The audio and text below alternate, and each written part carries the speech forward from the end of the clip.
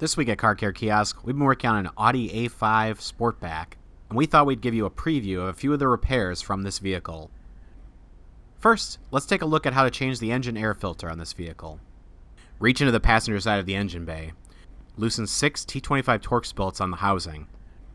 Then lift the cover up. Here's your air filter. Turn the filter counterclockwise and pull it out.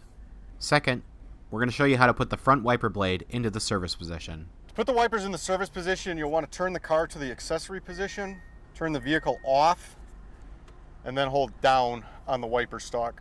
Blades will go up into the service position. Finally, let's locate all the fuse boxes for you. This first one is in the driver footwell.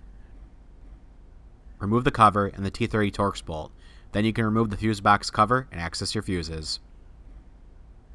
Here's your second engine fuse box in the back of the vehicle.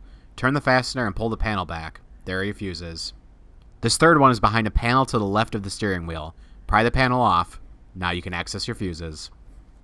We also recently took off the front bumper on this vehicle, which you can find that video on our channel. If you like this video, don't forget to like and subscribe to our channel.